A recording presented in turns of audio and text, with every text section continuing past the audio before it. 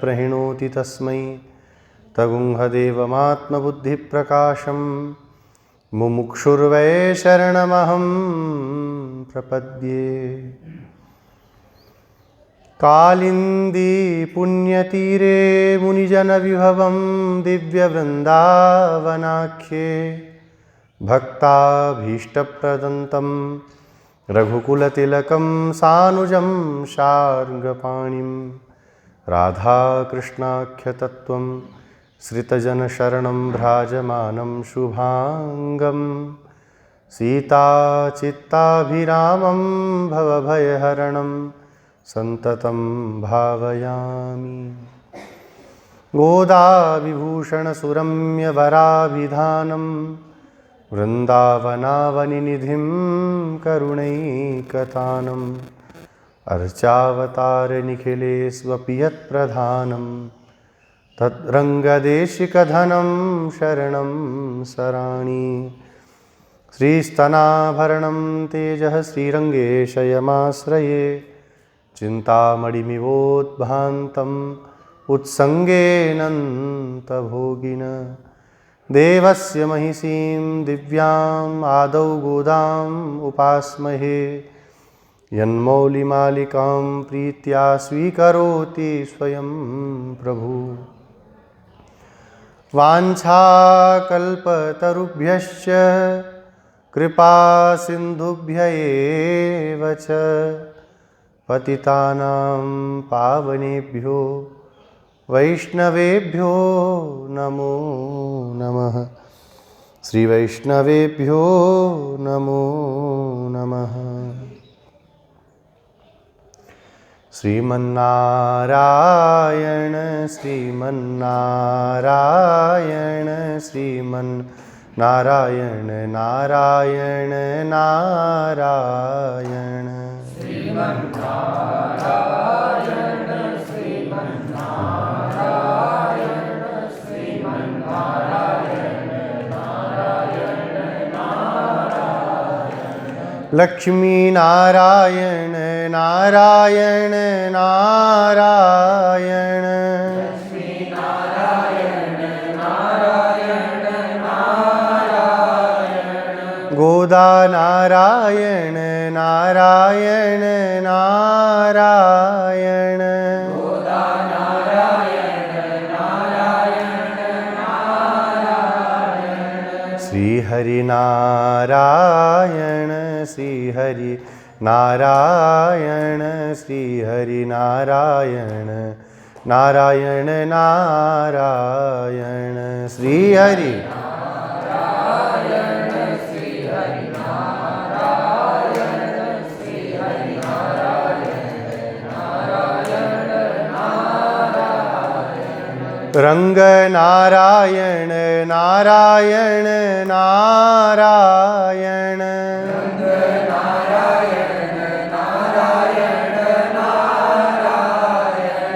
वेंकट नारायण नारायण नारायण वेंकट नारायण नारायण नारायण वरद नारायण वरद नारायण वरद नारायण नारायण नारायण वरद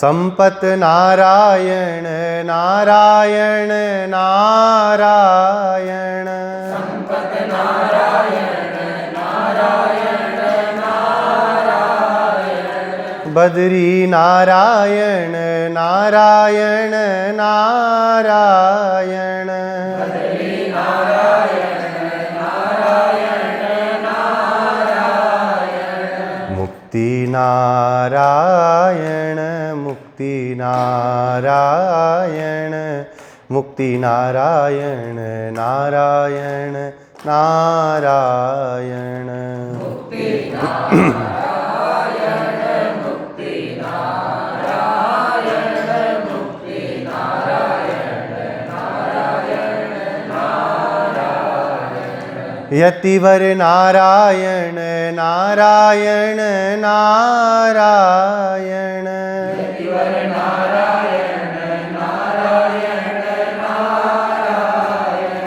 फणिवर नारायण नारायण नारायण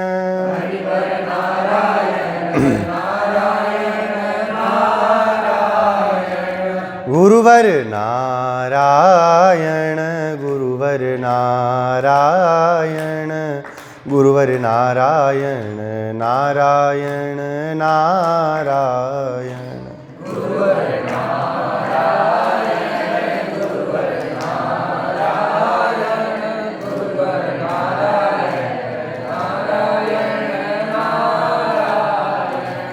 श्रीमन्नारायण नारायण नारायण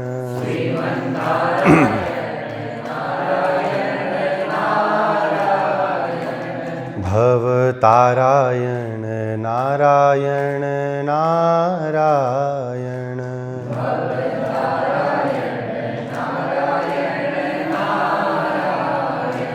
श्री गोदारंगमन्नार भगवान की, श्री लक्ष्मी नारायण भगवान की, श्री राजाधिराज श्री रघुनाथ जी महाराज की, श्री राधा गोविंद भगवान की, श्री वृंदावन बिहारी लाल की, श्री वृंदावन धाम की, श्री यमुना महारानी की, श्री गिरिराज महाराज की, श्री भाष्यकार श्री रामानुस्वामी जी महाराज की, समस्त पूर्वाचार्यों की, समस्त आलवारों की, पूज्यपाद श्री रंगदेशिक स्वामी जी महाराज की, श्रीमान श्री स्वामी जी महाराज की, समस्त श्री वैष्णव भागवत संगोष्ठी की, समस्त श्री वैष्णव भागवत संगोष्ठी की, श्री हनुमान जी महाराज की, श्री गौ माता की, अखंड भारत वर्ष की।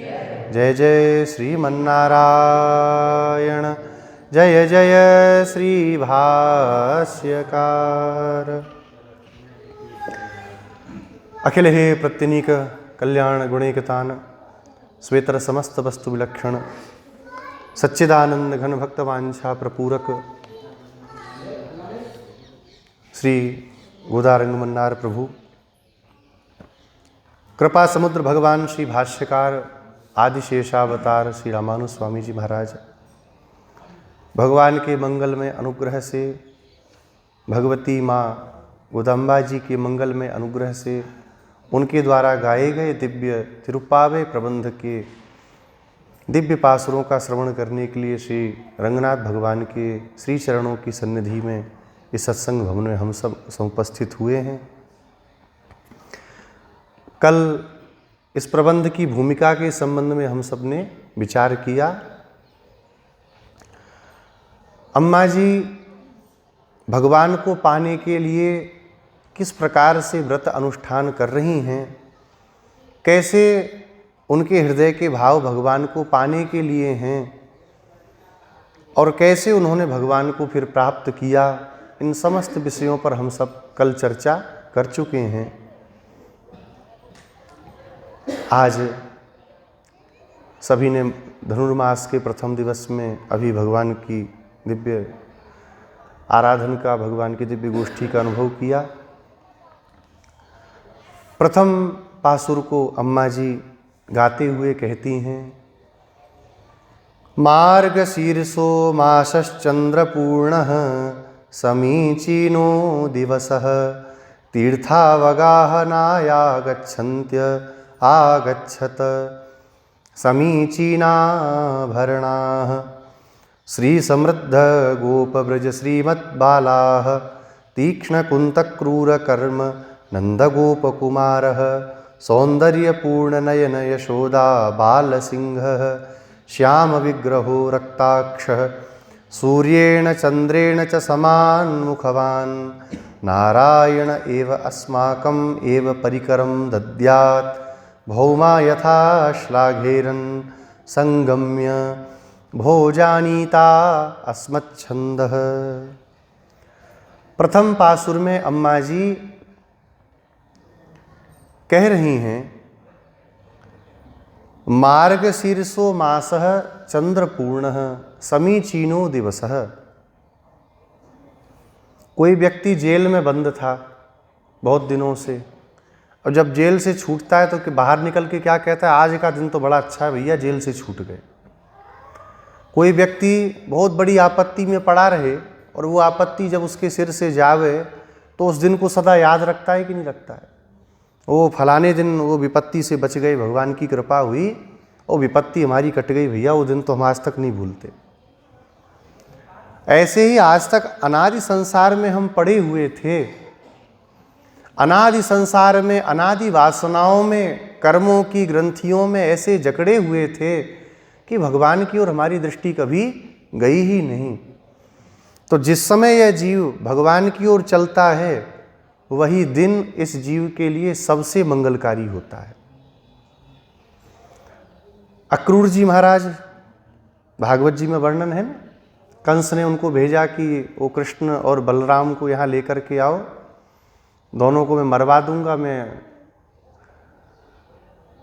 सदा के लिए अजय हो जाऊंगा, अमर हो जाऊंगा, मुझे कोई मार नहीं सकेगा। अक्रूर जी के मन में बड़ा पश्चाताप हुआ कि मेरे जैसे पापी को भी भगवान कितनी कृपा कर रहे हैं, मैं आज तक उनकी शरण में नहीं गया, चलो इस कंस के द्वारा भेजे जाने पर ही जाऊंगा। तो जब भगवान का दर्शन करने के लिए चले तो क्या कहते हैं, अद्य में सफलम जन्म सुप्रभाता चमे निशा। आज मेरा दिन सफल है, आज की मेरी रात्रि सफल है, जो मैं भगवान के श्रीमुख का दर्शन कर पाऊंगा, जो भगवान के श्री मुखारविंद का दर्शन करके मैं अपने भाग्योदय को प्राप्त कर सकूंगा। हमारे जीवन का सबसे उत्तम दिन क्या है? वैष्णवों में चर्चा करें, संसारी लोग तो कोई कुछ बताएंगे, कोई कुछ बताएंगे, कोई अपने ब्याह को ही बताएंगे, जिस दिन ब्याह हुआ सबसे उत्तम दिन वही था, उस दिन नौकरी में लगे वो बड़ी कंपनी में, वो सबसे उत्तम दिन था। लेकिन वैष्णव लोग उत्तम दिन किसे मानते हैं? जिस दिन आचार्य के हम शरणागत हुए, आचार्य ने हमें जिस दिन स्वीकार किया, शंख चक्रांकित करके भगवान के शरण में हमको लगा दिया, वही वास्तव में हमारे लिए सबसे सफल दिन है। बोलते ना, स्वर्णाक्षर में लिखने योग्य दिन हमारे लिए क्या है? जब आचार्य ने हमको स्वीकार किया, हम भगवान के शरणागत, आचार्य के शरणागत हुए, वही दिन हमारे जीवन का सबसे उत्तम दिन है। संसारी लोग तो भटकते रहते हैं संसार में, भगवान की शरणागति हर कोई नहीं कर सकता, हर कोई नहीं कर पाता। हमारे पूज्य गुरु जी एक श्लोक हमेशा बोला करते थे, कीटे सुकोटि शतजन्मसु मानुषत्वं तत्रापि कोटि शतजन्मसु ब्राह्मणत्वं तत्रापि कोटि शतजन्मसु वैष्णवत्वं तत्रापि कोटि शतजन्मसु मत्परत्वं। अनादिकाल से संसार है, ऐसा सब दार्शनिक मानते हैं। संसार कब शुरू हुआ है इसको कोई बता नहीं सकता, कब से, अनादिकाल से संसार चल रहा है, निरंतर चल रहा है और निरंतर चलेगा। संसार नाम ही है ना, जो संसरण करता रहे। इस अनादिकाल से संसार में हम पड़े थे, कीड़ा मकोड़ा 84 लाख योनियों में भटक रहे थे। कौन सा शुभ कर्म किया जो भगवान ने हमें मनुष्य का शरीर दिया? ये भगवान की कृपा है। अपनी कृपा से अभिभूत होके भगवान ने हमारे कष्टों को देखा तो भगवान को ध्यान हुआ, रे ममये वांशो जीवलोके, मेरा ही अंश है, कितना कष्ट पा रहा है। मनुष्य बना देते हैं, शायद मुझे प्राप्त करके संसार का दुख इसका दूर हो जाए। मनुष्य बन गए, काम बन गया। बोले नहीं, करोड़ों जन्म तक मनुष्य बन के अपने वर्णाश्रम धर्म का ठीक प्रकार से, सम्यक प्रकार से आचरण हमने किया, तो कहीं जाके फिर भगवान कृपा करते हैं, तत्रापि कोटि शतजन्मसु ब्राह्मणत्वम, तब ब्राह्मण का शरीर प्राप्त होता है। अब तो कल्याण हो ही गया, तो ब्राह्मण हो गए, अब तो पूजनीय हो गए, अब हमें कौन क्या कहने वाला। ब्राह्मण हो करके त्रिकाल संध्या कर रहे हैं, अग्निहोत्र कर रहे हैं, नित्य नियम को कर रहे हैं, तब भगवान बहुत बड़ी कृपा करते हैं, तत्रापि कोटि शतजन्मसु वैष्णवत्वम, तब भगवान वैष्णवी दीक्षा में दीक्षित कराते हैं। हम अपने से वैष्णव नहीं हो सकते, हे भगवान कृपा करते हैं। आचार्य के रूप में अवतार लेके भगवान ही स्वीकार करते हैं। आचार्य स हरि साक्षात कृत्वा मर्तमयीम तनुम। आचार्य साक्षात भगवान नारायण ही अवतार लेकर के, आचार्य अवतार लेके प्रभु आते हैं हम जीवों के ऊपर कृपा करने के लिए। वो हमें स्वीकार करते हैं। बहुत से वैष्णव लोग कहते हैं हमने उनको गुरु बनाया। अरे आप कौन हो भैया बनाने वाले? उन्होंने आपको स्वीकार किया, ये आपका सौभाग्य है। अपने वैष्णव में बोलने का भी बहुत विचार करके बोलना चाहिए। कई लोग कहते थे हमारे गुरु जी, हमने उनको बनाया था उस सन में। क्या क्या क्या कहना क्या चाहिए? उस समय पर महाराज जी ने हम पर कृपा की और हमको स्वीकार किया। वैष्णव हो जाना ये बहुत बड़ी बात है। ब्राह्मण होने के बाद वैष्णव होना तो बड़ी बात है, लेकिन उससे बड़ी बात है कि शूद्र वर्ण में आकर के वैष्णव हो जाना, वैश्य वर्ण में वैष्णवता को प्राप्त कर लेना, क्षत्रिय वर्ण में वैष्णवता को प्राप्त करना, ये उससे भी उत्तम है। उनको कम से कम इतना परिश्रम नहीं करना पड़ा कि करोड़ों बार ब्राह्मण बन के वर्णाश्रम का अपने व्यवहार करते, संध्योपासना आदि करते, सटकर्म करते, तब कहीं वैष्णवता मिलती। उनको भगवान ने उसी समय वैष्णवता, उसी वर्ण में भगवान ने वैष्णवता प्रदान कर दी। अब तो काम बन गया, आप तो कैसे भी कुछ भी करें चलेगा। बोले नहीं, वैष्णव होने के बाद में हमारी जिम्मेदारी तो बहुत बढ़ जाती है। संसार के लोग गलत करें, संसार के लोगों को तो कम दोष है, लेकिन वैष्णव होके, भगवान के होकर के उनका नाम खराब करें तो और भी बड़ा दोष वैष्णव को है। तत्रापि कोटि सतजन्मसु मत्परत्वम। ये मत्परत्व भगवान की कृपा, आचार्य की, भागवतों की कृपा से प्राप्त होता है। वैष्णव होकर के भी संसार में लोग भटकते रहते हैं। संयम नहीं करना, पूजन नहीं करना, विषयों में ही भागना, भगवान के प्रति कोई भाव नहीं रखना, भगवान आचार्य के कहे गए वचनों पर श्रद्धा विश्वास नहीं करना, ये भी वैष्णव होने के बाद बहुतायत लोग करते दिखते हैं। मत्परत्व भगवान की कृपा से, आचार्य की कृपा से, भागवतों की कृपा से प्राप्त होता है। और जब मतपरत्व प्राप्त हो जाता है तो फिर कुछ प्राप्त करना है ही नहीं, फिर तो भगवान की प्राप्ति हो ही जाती है। श्री वचन भूषण में 100 सूत्र के बाद में,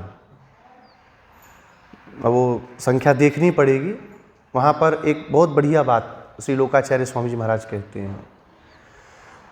2 संपत्ति से युक्त जीव को होना चाहिए, शम और दम। ये 2 संपत्ति जीव के अंदर होनी चाहिए, शम और दम। शम माने मन को शांत रखना, मन का निग्रह करना, और दम माने इंद्रियों का दमन करना। विषयों में इंद्रियां भागेंगी, उनकी सहज ये प्रवृत्ति है। मन विषयों में भागेगा, उसकी सहज प्रवृत्ति है। इन दोनों को अपने बस में करे, इंद्रियों को भी और मन को भी। शम दम संपन्न हो जावे तब क्या होगा? तो लोकाचार्य स्वामी जी महाराज अगले सूत्र में लिखते हैं, तब समदम से संपन्न जो जीव है वह आचार्य कृपा का भाजन होता है। तब आचार्य की कृपा उसको प्राप्त होती है। आचार्य की कृपा प्राप्त होने से क्या होता है? बोले आचार्य की कृपा प्राप्त होकर के मूल मंत्र की कृपा प्राप्त हो जाती है। मूल मंत्र का मतलब फिर केवल मूली मंत्र नहीं रहा, तब फिर तीनों रहस्यत्रय ही मान लेना। रहस्यत्रय की कृपा प्राप्त हो जाती है, मूल मंत्र की कृपा प्राप्त होती है। और मूल मंत्र की जब कृपा प्राप्त होती है तो क्या होता है? बोले भगवान की कृपा प्राप्त होती है। भगवान की कृपा प्राप्त होकर के भगवान के दिव्य धाम वैकुंठ का वास प्राप्त हो जाता है। शम और दम के ऊपर हमको काम करना पड़ेगा। भगवान भी गीता में कहते हैं, जहि शत्रुम महाबाहो काम रूपम दुरासदम। हे महाबाहो, यह जो काम रूपी शत्रु है, इसको तुमको जीतना पड़ेगा, समाप्त करना पड़ेगा। भगवान इसमें नहीं करेंगे, हाँ आचार्य कृपा जरूर करेंगे, उनकी कृपा होगी, भक्तों की कृपा होगी, लेकिन तब भी प्रयास तो हमको ही करना पड़ेगा। हम चाहें ही नहीं हमारा इंद्रियों का दमन हो, मन का शमन हो, तो कैसे हो जाएगा? इसके लिए इच्छा हमको करनी है, आचार्य भगवान कृपा करेंगे। तो ये जब होगा तब मत परत्व की प्राप्ति होगी, तब वैष्णवता सिद्ध होगी। इसके सिवा वैष्णवता सिद्ध होने वाली नहीं है। भगवान जिस दिन हमें स्वीकार करते हैं वही हमारे जीवन का सबसे उत्तम दिन है। ये संसार भी तो कारागृह है कि नहीं है, फंसे हैं। यहाँ भी दिखती नहीं पर दीवारें सब जगह लगी हुई हैं। भगवान जब कृपा करते हैं, आचार्य जब कृपा करते हैं तो संसार छूटता है। तो संसार कब छूटता है? जब हम भगवान के शरणागत होते हैं, जब भगवान की ओर चलते हैं, तो वह दिन ही हमारे जीवन का सर्वोत्तम दिन है। अम्मा जी भी इसीलिए, भाई आपको व्रत करना है, आप सीधे व्रत की बात करो, भगवान का आप नाम लो, कह रही हैं मार्गशीर्षः मासः। ये कितना सुंदर मार्गशीर्ष का महीना है। क्यों? क्योंकि आज इस मार्गशीर्ष के महीने में भगवान की ओर चल रहे हैं। अगर कार्तिक होता, माघ होता, पौष होता, तब भी वो यही कहती हैं कि यही महीना सबसे उत्तम है। भगवान श्री रामचंद्र का राज्याभिषेक का प्रसंग आया वाल्मीकि रामायण में, तो वहाँ प्रसन्न होकर के श्री दशरथ जी कहते हैं चैत्रः श्रीमानयं मासः। कितना सुंदर ये चैत्र का महीना है, इसके जैसा तो कोई महीना हो ही नहीं सकता। बोले महाराज ऐसा क्यों कह रहे हैं? बोले क्योंकि कल इसी चैत्र के पवित्र महीने में मैं अपने पुत्र राम का राज्याभिषेक करूंगा, युवराज पद पर मैं उनका अभिषेक करूंगा। तो भगवान का अभिषेक होने जा रहा है, तो ये महीना, चैत्र का महीना बहुत पवित्र हो गया। वाल्मीकि रामायण में चैत्र का महीना सबसे उत्तम कह रहे हैं महाराज दशरथ। श्रीमान मास है। बोले श्रीमान मास क्यों है? बोले क्योंकि इस महीने में भक्तों को भगवान मिलने वाले हैं, प्रजा को राजा के रूप में रामचंद्र मिलने वाले हैं, इसलिए इससे अच्छा महीना नहीं हो सकता। और जिस महीने में अम्मा जी व्रत कर रही है, वो महीना तो क्या कहना, भगवान को भी अच्छा लगता है। भगवान विभूतियों का वर्णन करते हैं भगवद गीता में 10वें अध्याय में, तो वहाँ क्या कहते हैं, मासानाम मार्गशीर्षोऽहम्। महीनों में मैं मार्गशीर्ष का महीना हूँ। मार्गशीर्ष का मतलब क्या हुआ? मार्ग कहते हैं रास्ते को, मार्ग कहते हैं ना रास्ते को, और शीर्ष माने उत्तम। सबसे उत्तम जो भगवत प्राप्ति का मार्ग है वही मार्गशीर्ष है। मार्गशीर्ष के महीने की और भी एक विशेषता है। गीता में भगवान बोल रहे थे तो भाद्रपद को कह सकते थे कि महीनों में भाद्रपद हूँ। क्यों कह सकते थे? श्री कृष्णावतार कब हुआ? भादों में। बलभद्र जी के रूप में भगवान का अवतार कब हुआ? भादों में। श्री किशोरी जी का प्राकट्य कब हुआ? भादों में। श्री वामन भगवान का प्राकट्य कब हुआ? भादों में। भादों को भगवान नहीं कह रहे। कार्तिक मास, जिसको पुरुषोत्तम मास भी बोलते हैं, उसको भी भगवान नहीं कहते महीनों में मैं कार्तिक का महीना हूँ। चैत्र को कह देते, फाल्गुन को कह देते, बढ़िया होली का पर्व होता है। माघ को कह देते, नहीं कहा। मार्गशीर्ष को क्यों कहते हैं? क्योंकि इसमें एक रहस्य है। भगवान भी बिना श्री जी के कभी पूर्ण नहीं होते। भगवान भी बिना श्री जी के पूर्णता को प्राप्त नहीं करते। ये मार्गशीर्ष का महीना ऐसा है जो भगवान को भी पूर्ण करने वाला है। भगवान का और किशोरी जी का विवाह रामावतार में किस महीने में हुआ? मार्गशीर्ष में। भगवान राम जी भी श्रीमान हो गए किशोरी जी को प्राप्त करके, इसलिए भगवान को स्मरण आया वो सबसे अच्छा महीना है, मार्गशीर्ष का मैं महीना हूँ। ब्रह्म मुहूर्त के समान यह महीना कहा जाता है। उत्तरायण देवताओं का दिन होता है। उत्तरायण कब आता है? ये आता है माघ में। वो मकर संक्रांति आती है, मकर संक्रांति से सूर्य उत्तरायण में हो जाते हैं। उत्तरायण सूर्य होकर के दिन हो जाता है। पर मार्गशीर्ष के आने के पहले पौष का महीना रहता है और उसके पहले मार्गशीर्ष। तो ये ब्रह्म मुहूर्त है देवताओं का, इसलिए मार्गशीर्ष का महीना बहुत उत्तम होता है। मार्गशीर्ष में बहुत गर्मी नहीं होती, बहुत ठंडी नहीं होती, मौसम बहुत अच्छा वाला होता है, आराम से भजन कर सकते हैं, भगवत चिंतन कर सकते हैं। तो ये मार्गशीर्ष का बहुत उत्तम महीना है सखियों। ऐसा महीना आज तक हमें मिला नहीं। आज तक बूढ़े गोप हमको जाने से रोकते थे। कल बताया आपको ना कि अम्मा जी ने जब इस व्रत को किया तो सारी की सारी भावनाएं गोपियों के समान हो गई उनकी। गोपियों के समान ही उनके, ऐसा भी वर्णन करते हैं पूर्वाचार्य कि अम्मा जी के श्रीअंग से मक्खन की, नवनीत की सुगंध आने लगी गोपियों के समान।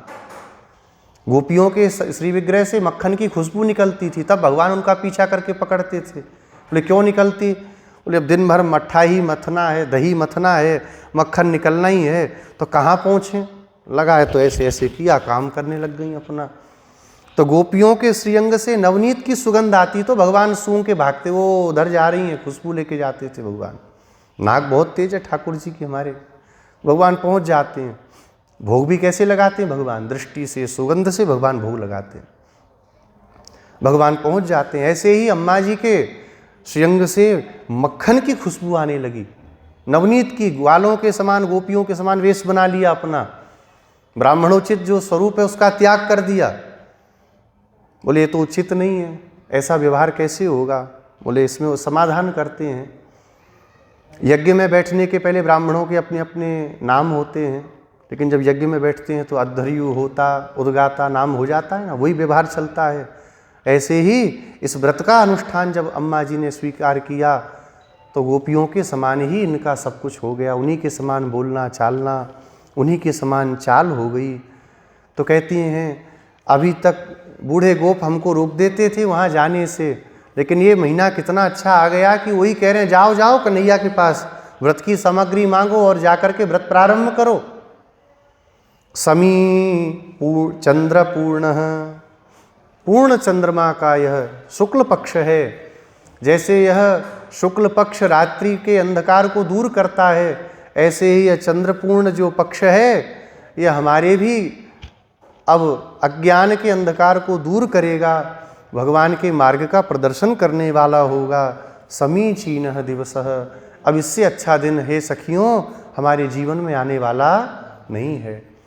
भगवान की सन्निधि में जब जाते हैं, भागवतों की सन्निधि में जब हम जाते हैं, आचार्य के चरणों में जब हम जाके बैठते हैं, तो वास्तविकता में देखें तो वही सबसे समीचीन समय है। उससे अच्छा कुछ भी नहीं हो सकता, क्योंकि वही अंतिम में जाएगा साथ में, बाकी का तो संसार में ही फंसाएगा। चलो चल करके थोड़ा ये सीख आमें, संसार की कोई वस्तु कर आमें, संसार में ही फंसेंगे। वो समीचीन नहीं है, असमीचीन है। 24 घंटे ठाकुर जी ने दिए, 24 मिनट भी भगवान के लिए हम पर नहीं हो पाते। तो जो 2-4 मिनट निकलते हैं वही 2-4 मिनट ही हमारे जीवन का समीचीन दिवस है, समीचीन समय है।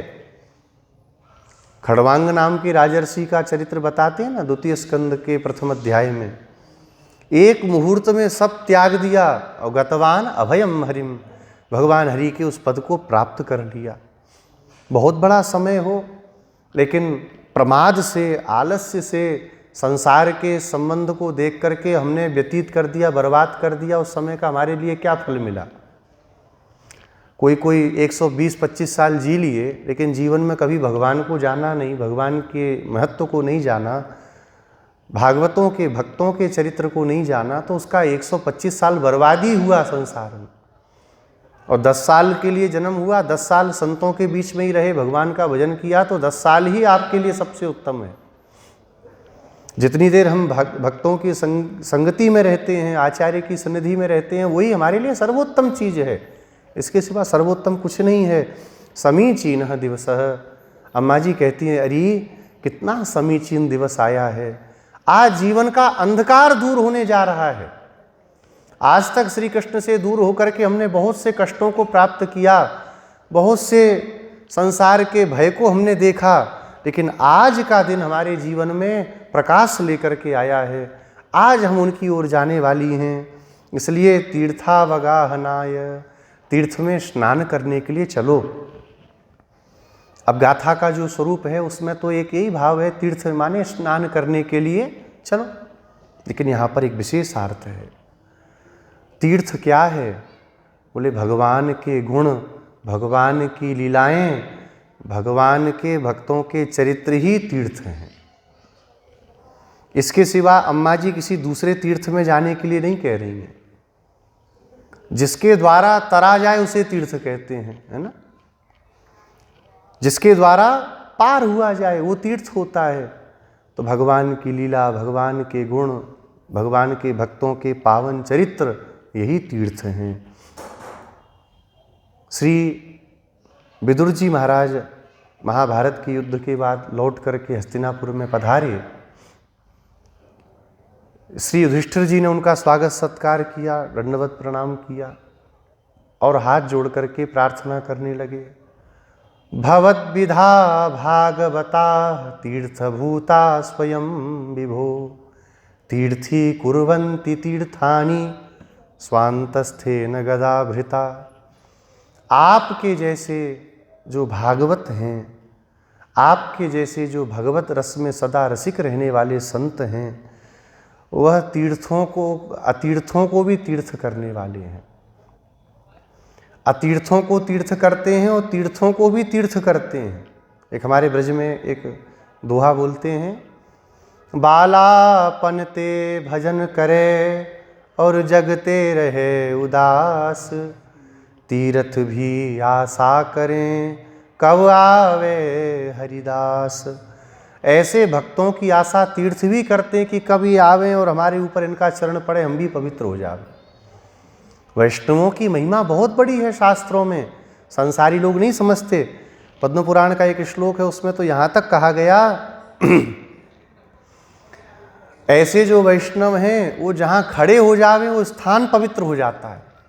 वो जिस दिशा की ओर देख लेते वो दिशा पवित्र हो जाती है। जिस घर में उनके चरण पड़ जावे वो घर मंदिर हो जाता है। ऐसी भगवान के भक्तों की महिमा है। इसलिए आपके जैसे जो भागवत हैं, तीर्थभूता स्वयं विभो, आप तो साक्षात तीर्थ रूप ही हो। उन तीर्थों में जाकर के तो बहुत समय तक रहना पड़ेगा, तब जाकर के कहीं कल्याण होगा।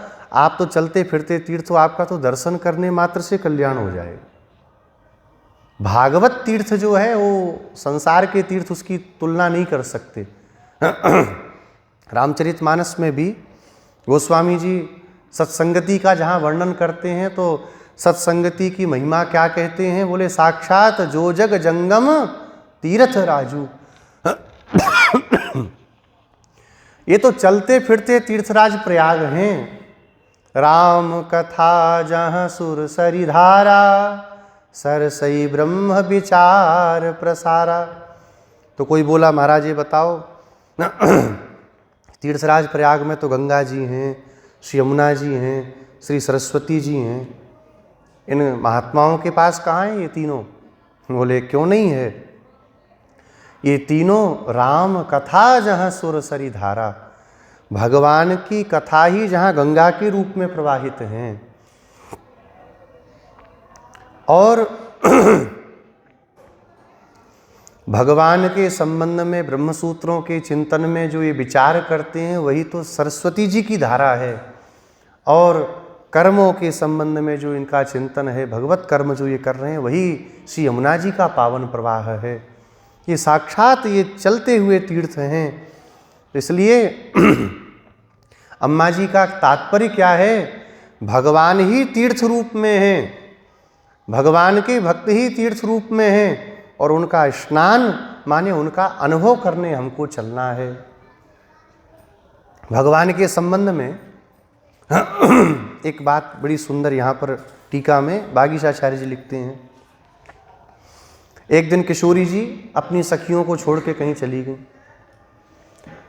लौट करके जब आई तो उनका जो स्वरूप था थोड़ा अलग ही हो रखा था। तो नाराज होकर के एक सखी बोली, क्यों, कहाँ गई थी तुम, हमको बिना बताए? लुप्तम ते तिलकम स्तने मलयजो धौतंच नेत्रांजनम। वो डांटती हुई सखी किशोरी जी को बोल रही है, लुप्तम ते तिलकम, ये जो सुंदर तिलक लगाया था कहाँ गया आपका वो तिलक? और स्तने मलयजः, और यहाँ पर जो वक्षस्थल पर हमने मलयागिरी चंदन लगाया था वो कहाँ गया? धौतंच नेत्रांजनम, आपके नेत्रों का काजल कहाँ चला गया। रागोपि स्खलितः कथम तुदधरे तांबूल संवर्धितः, और आपके मुख में तांबूल हमने चबाया था, आपको उससे लालिमा पड़ गई थी, वो तांबूल की लालिमा आपकी कहाँ चली गई। कस्तूरी मकरी विचित्र रचना नष्टा कथम गंडयो हो, जो सुंदर कस्तूरी से, तिलक से, चंदन से हमने गालों पर चित्रावली की थी, वो कहाँ चली गई। तब किशोरी जी कहती हैं, स्नात्वा श्याम सरोवरे सखी समायातास्मि किम कुप्यसी। अरे मैं तो श्याम सरोवर में स्नान करके आ रही हूँ, तू क्यों मेरे से गुस्सा हो रही है। भगवान ही सरोवर के रूप में है, भगवान ही तीर्थ हैं, भगवान के भक्त ही तीर्थ हैं, उसमें हमको स्नान करना है। आगच्छन्त्य आगच्छत, अब इतने बड़े भगवत तीर्थ में, भागवत तीर्थ में स्नान करेंगी, कुछ तो उसके लिए हमारे अंदर कल्याण गुण होने चाहिए कि नहीं, नहीं तो भगा देंगे, अरे पापी कहाँ से आके भगाओ, इसको यहाँ घुसने नहीं देना। अम्मा जी एक बात कहती हैं, यहाँ पर केवल इच्छा ही पर्याप्त है भगवान को प्राप्त करने के लिए। ये बहुत विशेष बात है तिरुप्पावै की। इसलिए हमारे श्री वैष्णवों में हम लोग बहुत कुछ चीज़ों का निषेध करते हैं। अब कई लोग जो संप्रदाय नहीं जानते, अभी कुछ दिन पहले एक विवाद कर दिया, एक छोटा सा क्लिप दास का काट के डाल दिया, उसमें 1000 गालियाँ पड़ रही हैं। आप समझो तो सही, क्या रहस्य है, क्या बात है, उसकी बात बोलना चाहिए। श्री संप्रदाय का यह सिद्धांत है, हमको बहुत कुछ नहीं करना है भगवान को प्राप्त करने के लिए। क्या करना है, अम्मा जी कहती हैं, इच्छा रखनी है। अगर आपके हृदय में इच्छा है भगवान को प्राप्त करने की, तो इच्छा ही भगवान की प्राप्ति करा देगी। बोले स्वर्गाधिक लोगों को प्राप्त करने के लिए तो कितना प्रयास करना पड़ता, भगवान को प्राप्त करने में इच्छा ही चाहिए बस। बोले हाँ, क्यों, समझने की बात। क्या स्वर्गाधिक लोग हमको प्राप्त हैं, कोई बताइए, अभी प्राप्त है क्या स्वर्गाधिक किसी को। तो अप्राप्त वस्तु को प्राप्त करने के लिए प्रयास करना पड़ता है। लेकिन ईश्वर सर्वभूतानां हृदयेर्जुन तिष्ठति, जो सबके हृदय में बैठे ही हुए हैं, उनको प्राप्त करने के लिए क्या करना पड़ेगा। किसी बाल वाले के सुंदर बाल हों, उसको बोलो, वो बोले कि हमको बाल प्राप्त करने के लिए क्या करना है। अरे भैया सिर पे हाथ फेरो, बाल हैं ही तुम्हारे। कोई टकला पूछे तब तो बताया जावे कि ये करो ऐसा करो। भगवान तो हमारे साथ सदा से हैं, लेकिन अनिच्छा के कारण भगवान ने अपने स्वरूप को छुपा रखा है। इसलिए अम्मा जी कहती हैं, आगच्छन्त्यः आगच्छत, जिनको आने की इच्छा है,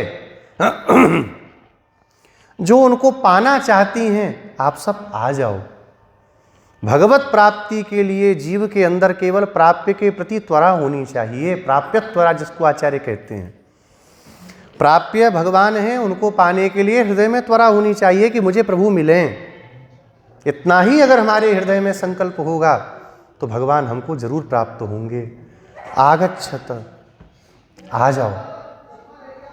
घबरा गई गोपियाँ, अरे आ तो जावें, लेकिन ये बताओ हमको स्वीकार करेंगे। इच्छा तो करके आ जावें, ये तो नहीं कह देंगे कि ये पापी हैं। बोले नहीं, भगवान किसी के पापों को देखते ही नहीं, और अगर पापों को देखना शुरू करें तो किसी को तारते ही नहीं कभी। रावण के प्रसंग में किशोरी जी एक बात कहती हैं, जानकी जी उसको समझा रही हैं कि देखो रावण, श्री रघुनाथ जी के वैभव के सामने, उनके तीखे बाणों के सामने तुम्हारा एक नहीं चल सकेगा। अगर अपना कल्याण चाहते हो, अगर इस लंका का राज्य तुम चाहते हो, तो जाओ उनकी शरण में चले जाओ। विदितः सहि धर्मज्ञ शरणागत वत्सलः, अगर तुम जीना चाहते हो तो उनकी शरण में चले जाओ। विदितः सहि धर्मज्ञ शरणागत वत्सलः तेन मैत्री भवतु ते यदि जीवितुम इच्छसि, अगर तुम जीने की इच्छा रखते हो तो उनके साथ मैत्री भी करोगे तब भी वो स्वीकार करेंगे। भगवान के साथ हम एक ही संबंध बना सकते हैं क्या? नहीं, कोई भी संबंध हमारा भगवान से बन सकता है। पिता पुत्र का बना सकते हैं, भाई भाई का संबंध बना सकते हैं, भगवान को बहन भी बना सकते हैं। बोले कैसे बनाएंगे? बोले मोहिनी अवतार है कि नहीं, इतनी सुंदर बहन कहाँ किसको मिलने वाली। भगवान बहन भी बन जाएंगे, भगवान पति भी बन जाएंगे, भगवान पत्नी भी बन जाएंगे, चाचा भी बन जाएंगे, दादा बन जाएंगे, नाना बन जाएंगे, जीजा भी बन जाएंगे। सब संबंधों का निर्वहन। और पुत्र बनाना हो पुत्र बनेंगे, शिष्य बनाना हो भगवान शिष्य भी बन जाएंगे। रामानुज स्वामी जी ने शिष्य बनाया ना भगवान वेंकटाचल में रहने वाले वेंकटेश प्रभु को, श्री वैष्णव नंबी भगवान, उनको भी जाकर के मूल मंत्र का उपदेश करके शिष्य बनाया। भगवान ने शिष्यत्व स्वीकार किया तिरुक्कुरुंगुडी में, भगवान वैष्णव नंबी, नंबी नारायण भगवान। इसलिए इच्छा है इसलिए भगवान की शरण में निर्भीक होकर के जाना चाहिए, कोई भय नहीं होना चाहिए। भय तो अपने पापों से लगना चाहिए और निर्भय होना चाहिए भगवान के रूप को देख करके। भगवान के रूप को देख करके निर्भय हो जाना चाहिए कि ये शंख चक्र लेकर के जो प्रभु खड़े हैं, दिव्य किरीट जिनके मस्तक पर विराजमान है, नमक की झील होती है, उसकी नमक की झील में कोई लोहा डाल दीजिए, कोई पत्थर डाल दीजिए, कुछ समय बाद वो भी नमक ही हो जाएगा। होता है ना, ऐसे भगवान भी दिव्य तीर्थ के रूप में हैं। उस तीर्थ में जो कुछ डालेंगे वो तद्रूप ही हो जाएगा, फिर कोई पाप पुण्य का लफड़ा नहीं रहेगा, कोई भय नहीं रहेगा। इसलिए भगवान शरणागत वत्सल हैं। भगवान का दयागुण कब काम आएगा? दयागुण का क्या कार्य है? भाई वैकुंठ में तो काम आना नहीं। दुखों को देख करके दुख को दूर करने के प्रयास को दया कहते हैं। तो वैकुंठ में किसको दुख पड़ रहा है? तो वहाँ दया गुण में जंग लग जाएगी भगवान के। तो ये दया गुण हमारे जैसे पापियों के नीचों के लिए ही है। हे प्रभु, हमारे जैसा कोई पापी नहीं। गोस्वामी कहते हैं ना, मौसम दीन न दीन हित, तुम समान रघुवीर, अस विचार रघुवंश मणि, हरहु विषम भवभीर। हे रघुवंश मणि, आपके जैसा पतितों पर कृपा करने वाला नहीं और हमसे बड़ा संसार में कोई पतित नहीं। आप हमारे ऊपर कृपा करिए।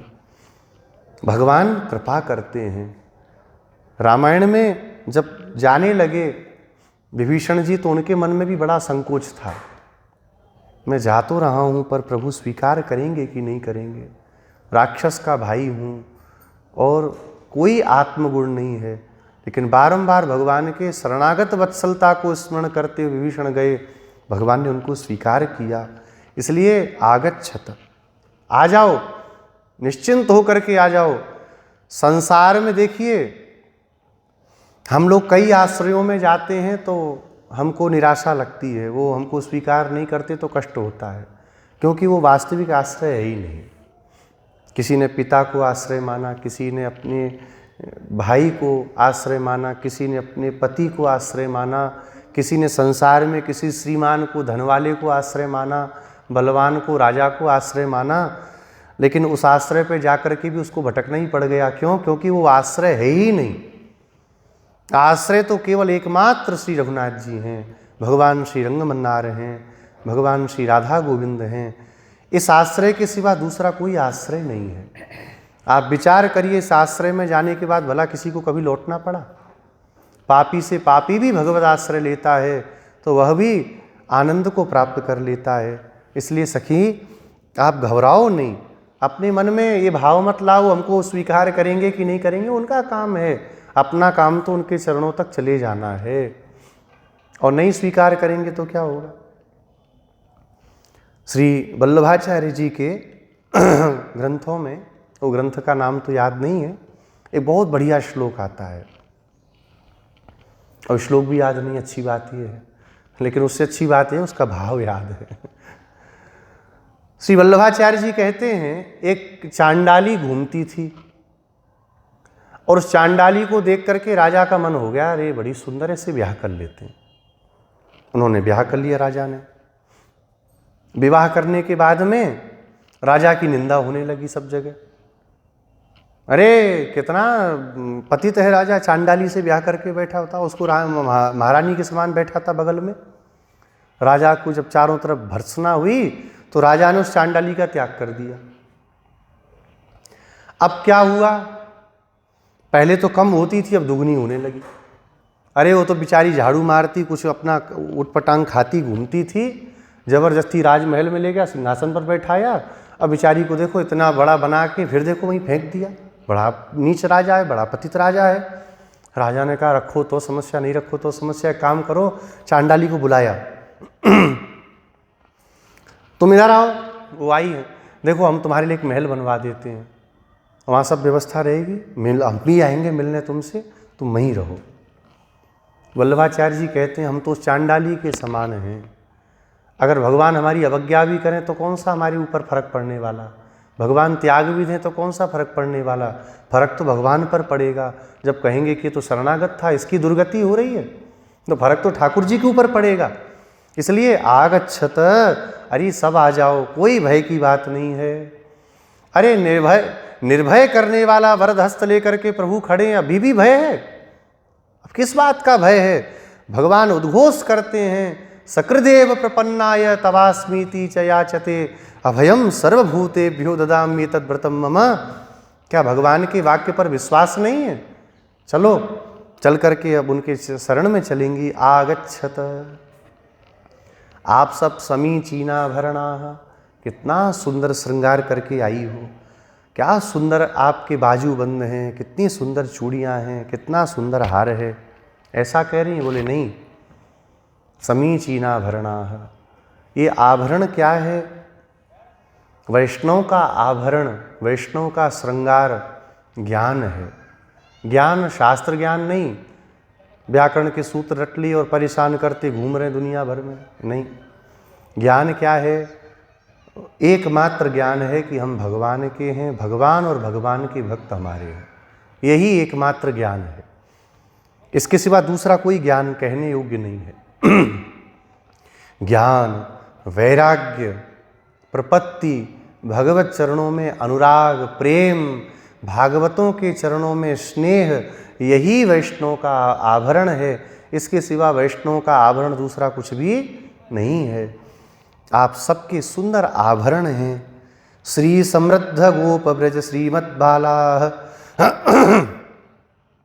श्री से संपन्न, श्री समृद्धि से संपन्न जो गोप हैं नंद बाबा, उनके ब्रज में रहने वाली आप सब बाला, श्रीमद् बाला। बोले इस ब्रज की क्या समृद्धि है? बोले ब्रज की समृद्धि को गाते हुए गोपियाँ भी कहती हैं, जयति तेधिकं जन्मना व्रजः श्रयत इंदिरा शश्वदत्र हि दयितदृश्यतां दीक्षुतावका स्वयि धृता सवः त्वां विचिन्वते। श्रयत इंदिरा शश्वदत्र ही। जब से आपका जन्म हुआ, लोग जन्मोत्सव बोल दो तो खिसिया जाते हैं, गोपियाँ तो जन्म उत्सव भी नहीं लगा रही, कहते जब से तुम्हारा जन्म हुआ, जब से आप इस ब्रज में जन्म लेके आए, हे प्रभु, श्रयते इंदिरा शश्वद अत्र ही। महालक्ष्मी यहीं पे आकर के घुटना मोड़ के बैठ गई हैं। इतनी संपत्ति, ऐसी समृद्धि इस ब्रज को प्राप्त है जिसको देख करके इंद्रादिक देवता, देवताओं के खजांची कुबेर भी चक्कर खा रहे हैं। इतनी संपत्ति, अरे जहां पर श्री जी का एक कटाक्ष जिस दिशा में हो जाता है, कटाक्ष कहते हैं केवल ये जो नेत्र का कोर है इससे हल्का सा देखना, जरा सी दृष्टि जिस दिशा में किशोरी जी की हो जाती है, महालक्ष्मी की, श्री जी की हो जाती है, दिशा समृद्धि से पूर्ण हो जाती है। और जहाँ साक्षात भगवती पराम्बा पालथी मार करके बैठ जाएं, उस ब्रज की शोभा को कौन कहेगा। श्री समृद्ध गोप, और श्री कौन है? भगवान भी श्री हैं। कह श्री श्रियः परम सत्व समाश्रया कह, भगवान भी श्री हैं। तो श्री से संपन्न अर्थात भगवत संपत्ति से संपन्न जो नंद बाबा हैं, उनके इस ब्रज में रहने वाली श्रीमद् बाला, आप सब श्रीमान बालिकाएं हो। बोली हम काई बात की श्रीमान है, हमारे पास कौन सी श्री है? भाई श्रीमान तो संसार में किसे कहते हैं? इसमें बहुत सारा पैसा हो, जिसकी कई फैक्ट्री चलती हो, लोग क्या कहते हैं, अरे श्रीमान जी आप तो श्रीमान हैं। लेकिन यहाँ सब उल्टा ही है। सब त्याग करके जब विभीषण भगवान की शरण में गए तो महर्षि वाल्मीकि क्या कहते हैं, अंतरिक्ष गत श्रीमान। अंतरिक्ष में जाकर के वह श्रीमान खड़े हैं। अपनी पत्नी को, अपने पुत्रों को, अपने बंधु बांधवों को, धनानिच, अपने धन को, लंकापुरी को त्याग करके आए। क्या था साथ में जब आए? तो केवल एक गदा थी उनके साथ में, और 4 उनके राक्षस जो उनके मंत्री थे। ऐसे व्यक्ति को श्रीमान कहेगा कोई? दरिद्री कहेंगे संसारी लोग। लेकिन महर्षि वाल्मीकि कहते हैं श्रीमान हैं। क्यों श्रीमान हैं? क्योंकि भगवान की शरण में आए हैं। गजेंद्र जब 1000 वर्ष तक युद्ध लड़ते रहे, समा सहस्त्रम व्ययुः, सुखदेव जी कहते हैं 1000 वर्ष का समय बीत गया। और जब गजेंद्र ने देखा कि अब तो कुछ भी होने वाला नहीं, नमामि मे ज्ञातय आतुरम गजाः कुतः करिण्यः प्रभवन्ति मोचितुम ग्राहेण पाशेन विधातुरावृतो प्यहं च तम यामि परम परायणम। गजेंद्र ने देखा कि नमामि मे ज्ञातय आतुरम गजाः, ये बड़े बड़े गज मुझे नहीं निकाल पा रहे, मुझे आतुर को। कुतः करिण्यः, ये बेचारी हथनी मुझे क्या निकालेंगी, ये मुझे क्या बचाएंगी। इस ग्राह के पास में साक्षात काल ने ही मुझे पकड़ लिया है।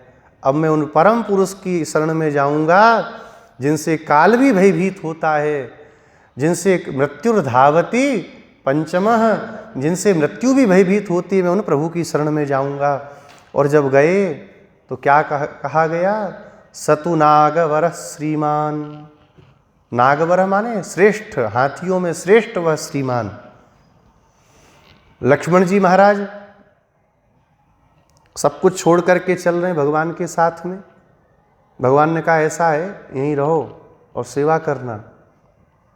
लक्ष्मण जी कहते हैं कि हे नाथ, न देवलोकाक्रमणम नामरत्वमहं वृणे ऐश्वर्यं चापि लोकानां कामयेन त्वया विना। कोई इस लक्ष्मण को समस्त लोक का ऐश्वर्य देना चाहे, इस लक्ष्मण को कोई अमर पद देना चाहे, देवताओं का पद देना चाहे, स्वर्गादिक की संपत्ति देना चाहे, और कहे कि वहाँ पे रघुनाथ जी की चरण सेवा तुम्हें नहीं मिलेगी, तो आपके बिना मैं कुछ भी नहीं चाहता, आप मेरे साथ रहो, बस यही मेरे हृदय की एक कामना है। माता पिता भाई बंधु गुरु आपके सिवा मैं किसी को नहीं जानता। ऐसा कह करके लक्ष्मण जी भगवान के चरणों में लेट करके रोने लगे। तो महर्षि वाल्मीकि कहते हैं लक्ष्मणो लक्ष्मी संपन्न है, वो लक्ष्मी संपन्न है। भाई लक्ष्मी क्या है? भगवान के चरण ही तो लक्ष्मी है। धनम मदीयम तव पाद पंकजम, भगवान के चरण ही हमारा धन है।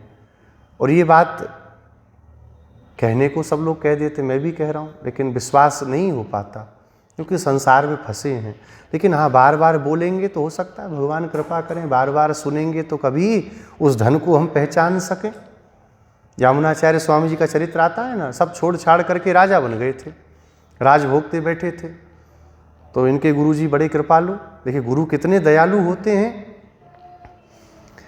पालक का पत्ता इनको बड़ा प्रिय था तो लेके जाते थे, तो ये खूब पावे प्रेम से, और इतना बढ़िया पालक लगे। तो अपने रसोईया से पूछा, भाई पालक कहाँ से आ रहा है, हमारी बगीची में ऐसा मधुर पालक? नहीं महाराज, एक बाबा जी आते हैं, बड़ी बड़ी दाढ़ी है और बढ़िया ऊर्ध्वपुंड लगा के।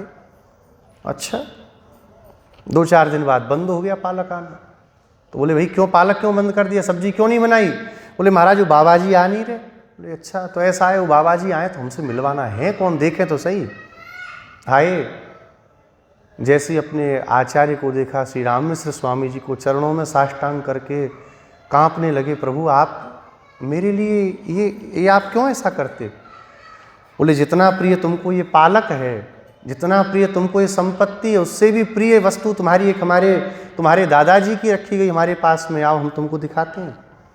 आए, भगवान श्री रंगनाथ के चरणों को दिखाया, और जब दिखाया तो ऐसा वैराग्य हुआ, सब त्याग करके श्री रंगधाम में ही श्री यामुनाचार्य स्वामी जी रह गए। तो क्या कहते हैं, धनम मदीयम तव पाद पंकजम, भगवान के चरण ही तो हमारा धन है, इसके सिवा हमारे पास में क्या है। आप सब श्रीमत बाला हैं, उन चरणों को आप सबने प्राप्त किया है, वो चरण आपको प्राप्त करने के लिए आपके पीछे भागते हैं। कितने आश्चर्य की बात है, जिन चरणों का आश्रय लेने के लिए बड़े बड़े महात्मा संत वैष्णव भाग रहे हैं भगवान के पीछे, और भगवान उन चरणों को लेकर के गोपियों के पीछे पीछे भाग रहे हैं।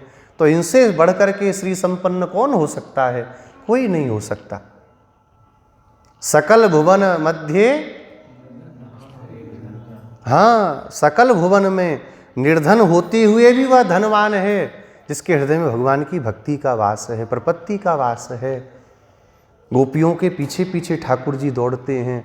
इसीलिए जब महारास प्रारंभ हुआ तो भगवान क्या कहते हैं गोपियों से, स्वागतम वो महाभागा। भगवान कह रहे महाभागा, हाँ, थोड़ा बड़ा भाग्य नहीं है तुम्हारा, बहुत बड़े भाग्य वाली हो तुम सब, आओ। इसलिए आप श्रीमत बाला, आप श्री संपन्न हैं। क्या करें? सखियों ने कहा, तीक्ष्ण कुंतक क्रूर कर्म नंद गोप कुमार। हाथ में बड़ा सुंदर भाला लेकर के क्रूर कर्म को करने वाले नंद जी के लाला, इतना कह रही हैं।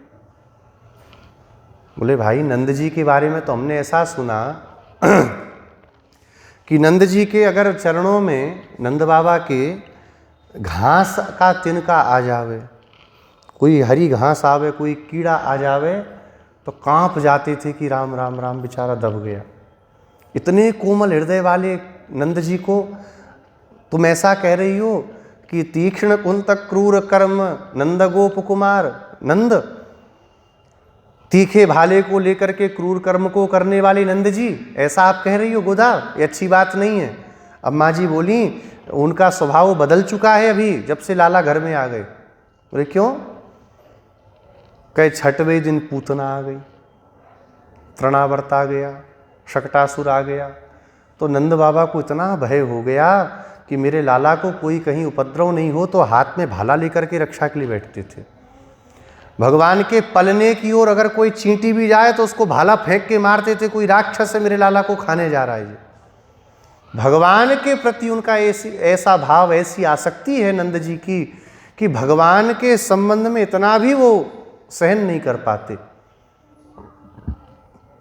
भाले को लेकर के दिन रात बैठे रहते हैं, मेरे लाला को अगर कोई उपद्रव होगा मैं मार दूंगा, अपने लाला की रक्षा करूंगा।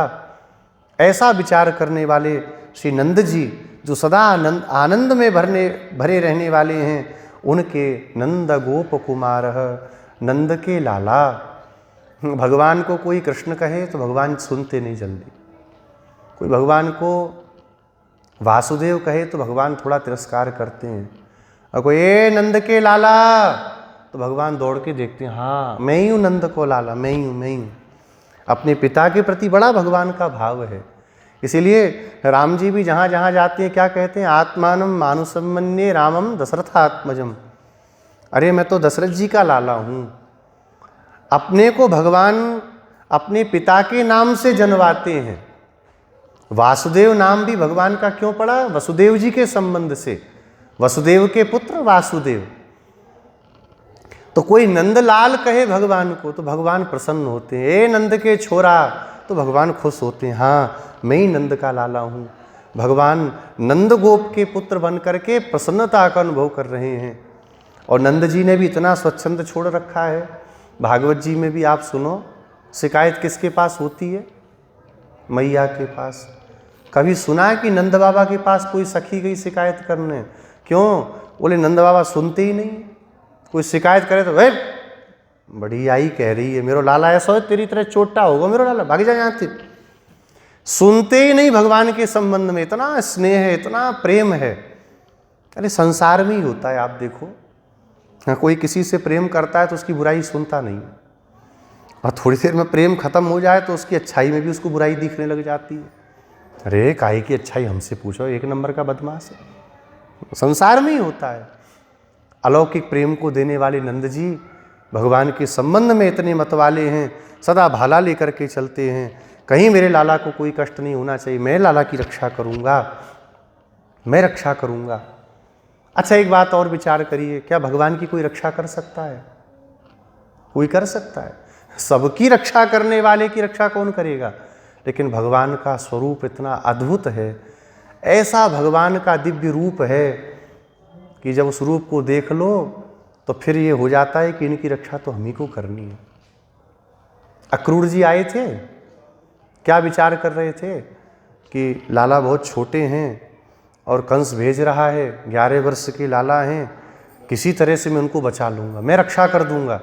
और जब भगवान को लेकर के मथुरा चले तो भगवान से क्या कहते हैं, प्रपन्नम पाहि माम प्रभो, मैं प्रपन्न हूँ, मेरी रक्षा करो। भगवान बोले, चाचा जी रक्षा तो आपको करनी थी हमारी। बोले, हम क्या रक्षा करेंगे? भगवान सबके रक्षक हैं, लेकिन जब भगवान का दर्शन होता है तो उस दिव्य रूप को देख करके भगवान को फिर रक्षक नहीं देखा जाता है। भगवान रक्षक हो जाते हैं, अपने को हम रक्षक मानने लगते हैं, हम ही को इनकी रक्षा करनी है। ऐसे दिव्य जो नंद जी हैं, उनके लाला सौंदर्य पूर्ण नयन यशोदा बाल सिंह, सौंदर्य से परिपूर्ण नेत्रों वाली यशोदा जी के बाल सिंह। इसका क्या रहस्य है? बोले, सौंदर्य पूर्ण नयन नंद बाबा को भी तो कह सकती थी, उनको नहीं कहा, यशोदा जी को ही कह रहे हैं। क्यों? क्योंकि जितना यशोदा जी ने भगवान का दर्शन किया उतना दर्शन नंद जी ने नहीं किया। अब दूध पिलाते समय भी तो यशोदा जी ही मुख देखती हैं, नंद बाबा तो नहीं देख सकते। भगवान सो रहे हैं, भगवान जग रहे हैं, ठाकुर जी जम्हाई ले रहे हैं, भगवान खुरापात कर रहे हैं, माखन पा रहे हैं, दूध बहा रहे हैं, नाच रहे हैं, रो रहे हैं। इन समस्त लीलाओं का दर्शन अगर किसी ने किया ब्रजमंडल में तो एकमात्र सी यशोदा मैया ने। यशोदा जी जैसा दर्शन, अरे सब छोड़िए, क्या भयभीत भगवान को कभी किसी ने देखा है? कहीं किसी पुराण में आप बताइए कहीं हो कि भगवान को किसी ने डरा हुआ देखा हो?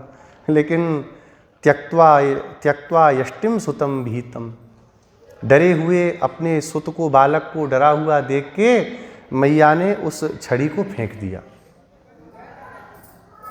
डरे हुए भगवान को भी देखने का सौभाग्य है तो किसको है? माँ यशोदा को। कुंती माता स्तुति में कहती हैं, मटका फोड़ करके भाग तो गए मक्खन लेकर के, लेकिन जब मैया छड़ी लेकर के आई तो अपने अपराध के कारण आपके नेत्र नीचे हो गए, सिर नीचे कर रखा है भगवान ने। विचार करिए कि कितना बड़ा वात्सल्य भगवान का। मैया डांट रही हैं, आज तुझे नहीं छोड़ूंगी लाला, बहुत ऊधम मचा लिया। कांपते हुए भगवान नीचे सिर करके हिचकी ले लेके रो रहे हैं। मैया ने कहा, चुप चुप हो गए, अंदर अंदर रो रहे हैं। आँखों से जो आंसू बह रहे हैं उनसे भगवान का काजल बह करके भगवान के श्रीअंग में जा रहा है। ऐसे डरे हुए भगवान के सौंदर्य को कौन देख रहा है? केवल यशोदा जी देख रही हैं। इसलिए भगवान की दिव्य चेष्टाओं को देख करके सौंदर्य से पूर्ण मैया के नेत्र हो गए हैं। ऐसे नेत्र संसार में किसी को प्राप्त नहीं। यशोदा जो यश को देने वाली हैं। यश कौन है? भगवान ही यश हैं। जिस गोपी की ओर मैया देख लेती हैं कृपा से, भगवान उसके घर माखन चोरी करने पहुंच जाते हैं। सबकी अपनी एक वो लिस्ट रहती है ना, ऐसे भगवान की भी एक लिस्ट बनी हुई है। गोपियों का भी नंबर आता है बारी बारी चोरी का। भगवान कहते हैं अभी इसके यहाँ, फिर कल इसके यहाँ, फिर परसों, सब मीटिंग होती है उसकी। लेकिन मैया जिधर देख लेती हैं प्रेम से, भगवान कहते हैं भले ही इसका देर में नंबर है पर पहले इस पर ही कृपा करेंगे, चलो आज इसके यहाँ माखन खाएंगे। सौंदर्य पूर्ण नयन यशोदा बाल सिंह, यशोदाया परम नास्ति देवता इति मे मति, यस्या उलूखले बद्धो मुक्ति दो मुक्ति मिच्छति। यशोदा जी से बढ़कर के संसार में कोई देवता नहीं, जिनके उखल में बध करके मुक्ति देने वाले भी मुक्ति की कामना कर रहे हैं। समस्त ब्रह्मांड को मोक्ष देने वाले भगवान भी मोक्ष की कामना से रो रहे हैं कि कोई तो छुड़ा दो भैया, मैया ने बांध दिया, अरे कोई तो निकालो, मैं कैसे छूटूं इस बंधन से। इसलिए यशोदा जी जैसा संसार में कोई नहीं। और उन यशोदा के बाल सिंह, बाल सिंह के समान। बाल सिंह कैसे चलता है? ऐंठ के चलता है। सिंह का बच्चा, शेर तो थोड़ा सा नॉर्मल भी चलेगा, लेकिन उसका बच्चा तो ऐंठ के चलता है उसके पीछे पीछे। ऐसे ही भगवान भी हैं। मैया के पास शिकायतें आती हैं और मैया कहती है नहीं नहीं, ऐसा मेरा लाला थोड़ी करेगा। चलो कर भी दिया तो गलती होगी, बच्चा ही तो है, ऐसा कितना माखन खाया तुम्हारा, ले जाओ मेरे घर से, चलो ले जाओ, मटकी ले जाओ, कितनी फोड़ी मटकी छाछ ले जाओ, दूध ले जाओ। मैया अपने लाला की समस्त गलतियों को सुन करके भी अनसुना कर देती, मुस्कुराने लगती है। अरे लाला है, छोटा है, अरे कर दियो तो कहाँ है गयो, करन दो बाकू, और ले जाओ तुम्हें, जो कमी पड़ रही मोते ले जाओ तुम। भगवान की किसी प्रसंग को नहीं सुनती हैं। ऐसे यशोदा जी के बाल सिंह, सदा यशोदा जी के आसपास रहने वाले, यहाँ तक कि रात्रि में कभी कभी नंद बाबा भगवान को लेके सो जाते हैं हृदय से लगा करके, और रात में जब नींद खुलती है देखते हैं लाला कहाँ गया, तो भगवान दिखते मैया यशोदा के हृदय से लग करके सोते हुए। यशोदा बाल सिंह श्याम विग्रह, श्याम विग्रह वाले। भगवान का स्वरूप कैसा है? श्याम स्वरूप है। मेघ के समान भगवान का दिव्य श्री मंगल विग्रह है। तमाल वर्णम, श्री भीष्म जी कहते हैं त्रिभुवन कमनम तमाल वर्णम, तमाल के वृक्ष के समान जिनका दिव्य श्याम वर्ण है, ऐसे भगवान। अच्छा, श्याम वर्ण कैसे हुआ? हालांकि कथाओं में तो हम लोग बोलते ही हैं, यहाँ भी बोल लेते हैं। हमारे पूज्य गुरु जी कहते, श्री गिरिराज गुरु जी बोले ऐसा है, अब खोजने पे नहीं मिलेगा, ये सब भाव संतों के अपने भाव हैं। बोले भगवान का जब अवतार हुआ तो एकदम गौर वर्ण के थे, दूध के समान। फिर क्या हुआ? बोले फिर ऐसा हुआ, भगवान की बधाई देने के लिए सखियाँ आने लगी और ठाकुर जी को देखें, आए हाय मैया तेरो लाला बड़ा सुंदर है, याकू नज़र ना आए लग जाए, लाओ याकू ने काजल लगाए दूँ। तो अपनी आँखों से काजल निकाल निकाल के एक एक टिप्पी लगाने लगी। अब 10-5 गोपी लगाती तो बात बन जाती, और लाखों गोपी किसको मना करें। बोले लगाते लगाते लगाते इतना काजल लगाया ठाकुर जी गोरे से काले हो गए। भगवान ने भी उस वर्ण को स्वीकार कर लिया। संतों का भाव है, श्याम वर्ण है। श्याम वर्ण ऐसा होता है जिस पर कोई रंग नहीं चढ़ता। श्याम वर्ण ऐसा है जिस पर कोई रंग नहीं चढ़ता, वो सब पे चढ़ जाता है। ऐसे श्याम विग्रह रक्ताक्ष, लाल लाल जिनके नेत्र हैं। लाल कैसे? जैसे प्रातःकालीन सूर्य होते हैं उनके समान भगवान के नेत्रों में डोरियां पड़ी हुई हैं। भागवत में तो वर्णन आता है, ब्रह्मा जी ने जब भगवान का दर्शन किया तो प्रसंग देखिए तो वहाँ पूरा वर्णन है। डोरियां हैं, वो लाल लाल वर्ण की हैं, कृपा के कारण वह रक्त नेत्र भगवान के हो गए हैं। सूर्येण चंद्रेण च समान मुखवान, सूर्य और चंद्रमा के समान जिनका श्रीमुख है। सूर्य चंद्र के समान का क्या तात्पर्य हुआ? बोले देखो, भगवान के श्रीमुख को देख करके कंस भयभीत हो रहा है। मृत्युर भोजपते है, भोजपति भगवान के मुख को कैसे देख रहा है? मृत्यु के समान। स्त्रीणाम स्मरो मूर्तिमान, गोपानाम स्वजनो सताम क्षितिभुजाम। भगवान गोपों को अपने स्वजनों के समान दिख रहे हैं।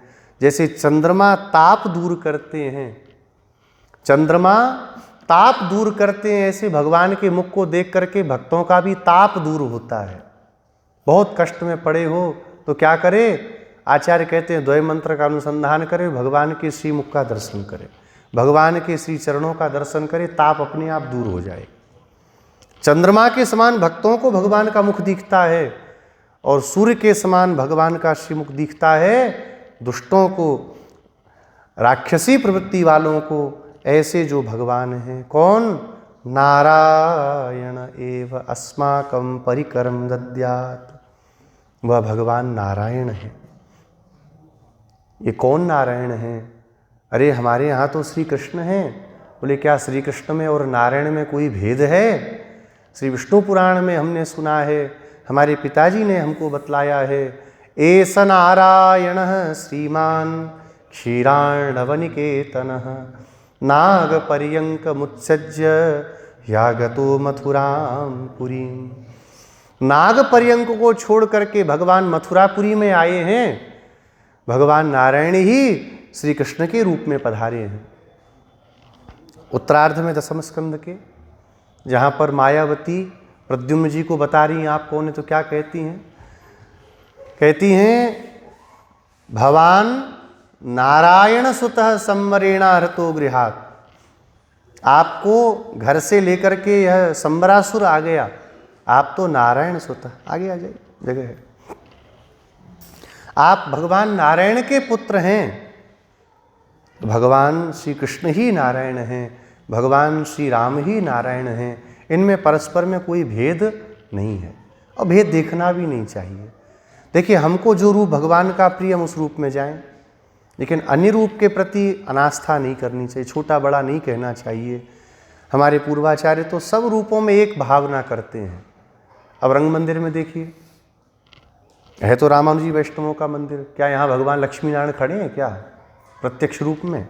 गोदा रंगमन्नार भगवान है। कौन है रंगमन्नार भगवान? श्री कृष्ण ही तो हैं। बगल में देखिए श्री रघुनाथ जी की सन्निधि है, कितने वैभव से सब सेवा पूजा चलती है। तो भगवान के किसी भी रूप में कोई भेद नहीं करना। शालग्राम भगवान इतने से हों और चाहे इतने बड़े हों, क्या भैया छोटे बड़े का भेद हो गया क्या? शालग्राम जी हैं। इसीलिए भगवान नारायण ही यह भगवान का परत्व सूचक नाम है। ये परम पद में रहने वाले भगवान का परत्व सूचक नाम है नारायण। राम कहोगे तो कहीं ना कहीं अन्य देवताओं तक भी अपने अपने देवताओं के जो मानने वाले खींच के राम शब्द का अर्थ कर देंगे। कृष्ण कहेंगे कोई ना कोई कहीं ना कहीं से खींच के ले जाएगा, लेकिन नारायण शब्द एकमात्र ऐसा है जो भगवान श्री हरि को छोड़ करके और अन्य कहीं नहीं प्रयुक्त किया जा सकता। एक अप्पय दीक्षित थे, दाक्षिणात्य, बहुत बड़े प्रकांड पंडित। विष्णु सहस्त्र नाम का सारा जितने 999 नाम हैं सबका उन्होंने भगवान के नाम से अतिरिक्त शिव परक अर्थ कर दिया, महादेव जी के परक अर्थ कर दिया। अंतिम में शरीर छूटने लगा तो छूटता नहीं था, एकदम बहुत कष्ट में पड़े थे। बोले गुरुदेव, शिष्यों ने पूछा आप क्या बात हो गई, इतना कष्ट पा रहे हो, शरीर नहीं छूटता? बोले णत्वम बाधते, णकार जो है गले को पकड़ लिया है। नारायण शब्द तो मैंने रुद्र परक कर दिया, लेकिन णकार में नहीं कर पाया। पूर्व पदा संज्ञायाम अगह, इस सूत्र से संज्ञा अर्थ में ही परब्रह्म हरि में ही नारायण शब्द में नारायण तो बना सकते पर नारायण नहीं बना सकते। इसलिए वह नारायण ही हमें अपना परिकर प्रदान करेंगे। परिकर क्या है? परिकर माने सेवा की जो हम वस्तुएं चाहती हैं उन वस्तुओं को हमें प्रदान करेंगे। अस्माकम एव, यहाँ एव लगा रही हैं, उनके सिवा नारायण एव अस्माकम एव, 2 बार एव का प्रयोग हो रहा है यहाँ। निश्चित निश्चय ही वही हमको समस्त वस्तुओं को देंगे, उनके सिवा हम किसी से किसी वस्तु की कामना नहीं करती। भगवान को छोड़ करके संसार के बड़े से बड़े देवता कुछ देने आ जावें, हमें उसकी कामना नहीं है। भक्तिसार स्वामी जी अपनी गुदड़ी सिल रहे थे बैठ के। पहले पूर्व समय बहुत बड़े शैव थे, घूमते फिरते महादेव जी पार्वती जी के साथ जा रहे थे। पार्वती जी बोली, महाराज ये तो आपके बड़े भक्त थे पूर्व समय में, तो इनको कुछ देते चलो। बोले तो भगवत भक्त हैं, भगवान भी देने आए तब भी कुछ नहीं लेंगे, हमारी तो बात ही छोड़ो। बोले आप कह ही रहे हो, अरे कोई को दोगे, कोई मना करेगा किसी वस्तु को? जब तक नहीं दो तब तक ही कहते हैं नहीं नहीं नहीं, सामने धर दो तो कौन मना करेगा। अच्छा ठीक है चलो। महादेव जी आए, भक्तिसार स्वामी जी ने यथोचित स्वागत सत्कार किया और फिर गोदड़ी छिलने लगे। महादेव जी बोले हम यहाँ खड़े हैं और ये क्या कर रहे हो? बोले महाराज जरूरी काम कर रहे हैं। बोले हमसे जरूरी ये काम है आपका? अच्छा ये बताइए, हम आपको देने आए हैं, क्या चाहिए? कुछ तो नहीं चाहिए, सब तो मिला ही है। 2 वक्त प्रसाद चाहिए तो गोष्ठी मिल जाती है भगवान की। आदि जगन्नाथ भगवान का मंदिर है भक्तिसार स्वामी जी के अवतार स्थल पर, इनकी गोष्ठी मिल जाती है। कपड़े के तो अभी है ही, ये गुदड़ी सिल रहे हैं, यही हो जाए तो। बोले नहीं नहीं कुछ मांगो, हम दे के ही जाएंगे। कहा जो मांगूंगा दे देंगे। कहा हाँ तो प्रभु इतनी कृपा करिए, हमारी ये गुदड़ी हम पूरी सिल लें। क्या मांगा? महादेव जी को कोप आ गया। बोले हमारा अपमान करते हो? अपना तीसरा नेत्र खोल दिया। और जैसे ही तीसरा नेत्र खोला, श्री भक्तिसार स्वामी जी साक्षात सुदर्शन जी के ही अवतार हैं। इनके दाहिने चरण के अंगूठे के नख से चक्रराज सुदर्शन का तेज प्रकट हुआ। अंगूठे के नख में एक नेत्र प्रकट हुआ और वहाँ से भीषण ज्वाला महादेव जी को जलाने लगी। प्रणाम करके इनको महादेव जी लौट गए। महादेव जी ने ऐसा क्यों किया? क्योंकि भगवान के भक्तों की महिमा को बता रहे हैं। अब ऐसा ही प्रसंग है दुर्वासा जी का, अम्बरीश जी का। तो वहाँ पे क्या दुर्वासा जी को नहीं पता था भगवान के भक्तों का क्या महात्म्य है? लेकिन महात्म्य संसार कैसे जानता? तो उसको प्रकट करने के लिए दुर्वासा जी ने ऐसा किया। इसलिए भगवान को छोड़ करके हमें कोई वस्तु किसी से भी नहीं चाहिए। भगवान ही हमें प्रदान करेंगे तो हम उसको स्वीकार करेंगे। और देखिए, भगवान के द्वारा दी गई वस्तु का कभी नाश नहीं होता। लंका महादेव जी ने किसको दी थी? रावण को। नाश हुआ कि नहीं हुआ? और विभीषण को दी, नाश हुआ। आज तक लंका का राज्य कर रहे हैं।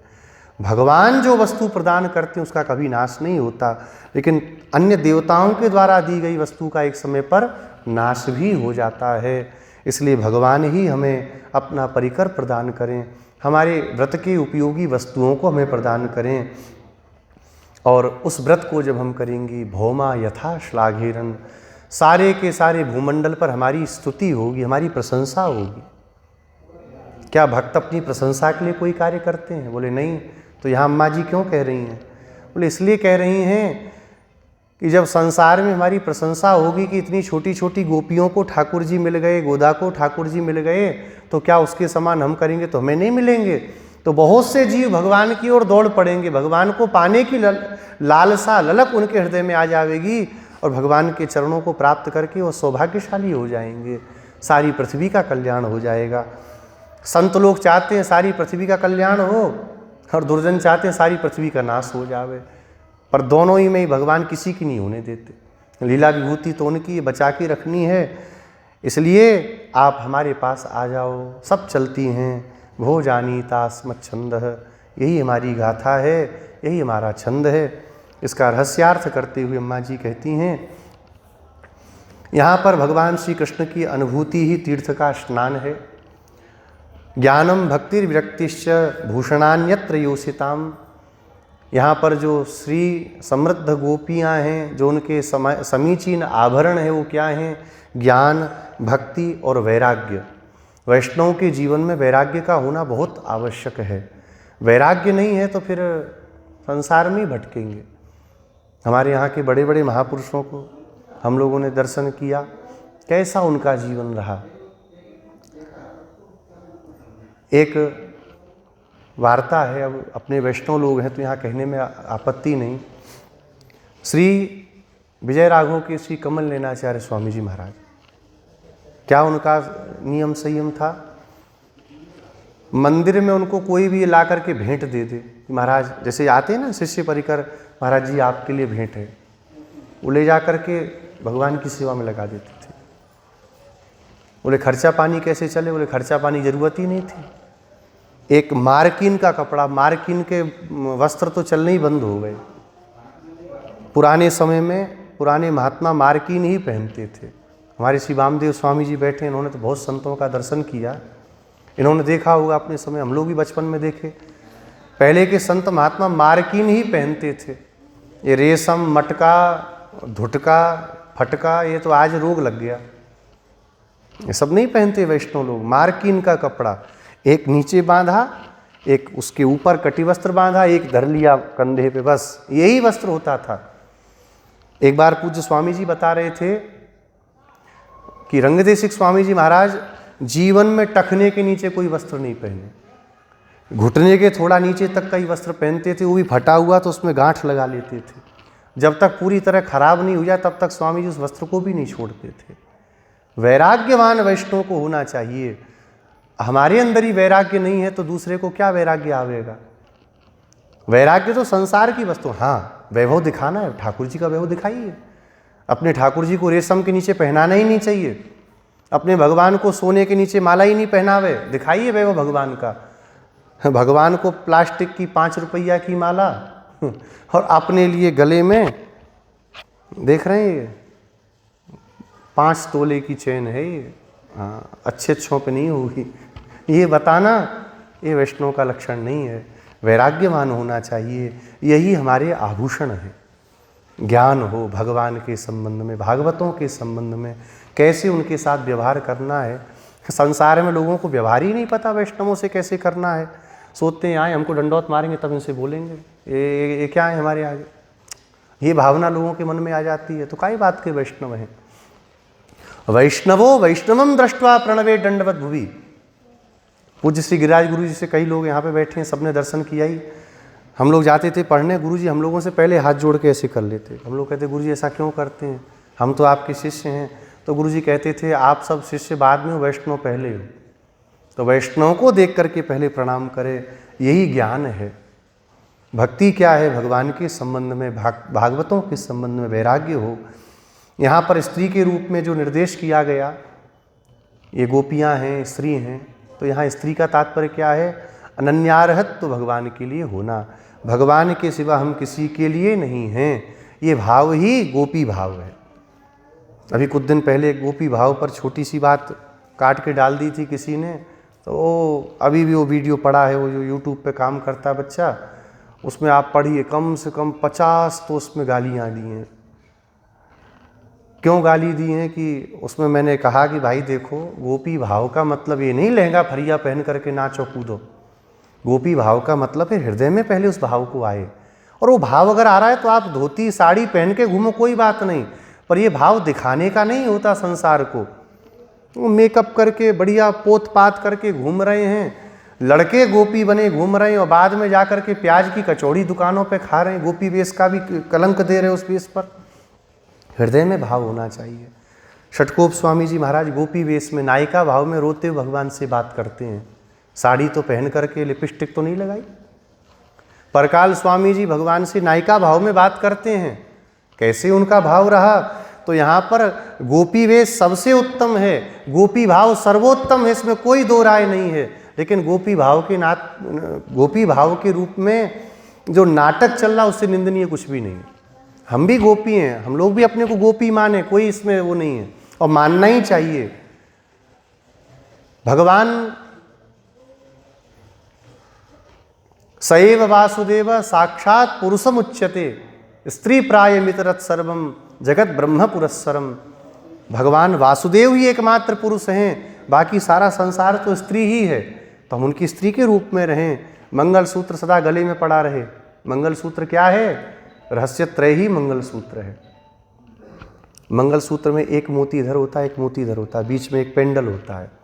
तो बीच का पेंडल क्या हो गया, मूल मंत्र। इधर का एक गोली क्या हो गई, मोती, द्वय मंत्र। इधर की मोती, चरम श्लोक। इसको सदा अपने कंठ में धारण करें। मंगलाशासन पर सदा मंगलाशासन करने वाले आचार्य ही यहाँ पे नंद बाबा के रूप में कहे गए, जो भगवान का मंगलाशासन करते हैं। हे प्रभु, आपको कोई कष्ट ना हो, आपको कोई पीड़ा ना हो, आपको बढ़िया बढ़िया पुजारी मिलें, खूब बढ़िया बढ़िया मलमल के वस्त्रों को धारण करावें, रसोईया तो बढ़िया बढ़िया व्यंजन बना के पवावे। मंगलाशासन भगवान का करते हैं। यह आचार्य ही नंद के रूप में कहे गए। और यहाँ पर ज्ञानम ही नयनम प्रोक्तम, ज्ञान ही यहाँ नयन के रूप में कहा गया, जिससे देखा जाता है। और यशोदा मंत्र उच्चते, और यशोदा जी ही यहाँ मंत्र के रूप में कही गई हैं। जैसे मंत्र अपना प्रकाश करता है और भगवान को प्रदान करता है, ऐसी यशोदा जी भगवान को प्रदान करने वाली हैं। यही आज की इस गाथा का रहस्यार्थ हुआ। अब कल द्वितीय गाथा का हम लोग अनुसंधान करेंगे। आज क्योंकि प्रथम दिवस था और मंदिर में भी अपना सब नियम संयम होना था, इसलिए बहुत विलम्ब हुआ। कल से ठीक 4 बजे से इस सत्संग को प्रारंभ करेंगे।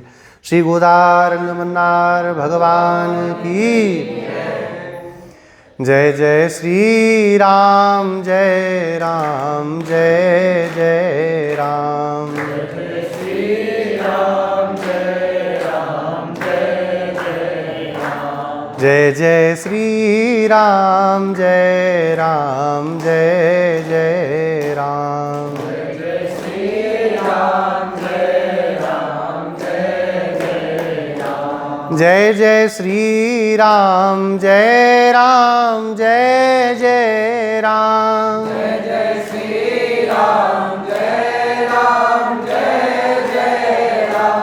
जय जय श्री राम जय राम जय जय राम। जय श्री राम जय राम जय जय राम। जय जय श्री राम जय राम जय जय राम। जय जय श्री राम जय राम जय जय राम। जय जय श्री राम जय राम जय जय राम। जय जय श्री राम जय राम जय जय राम। श्री गोदारंग मन्नार भगवान की, तिरुप्पावे दिव्य प्रबंध की, श्री गोदाम्बा मैया की, समस्त श्री वैष्णव भागवत संगोष्ठी की जय जय श्रीमन्नारायण। जय जय श्री भाष्यकार।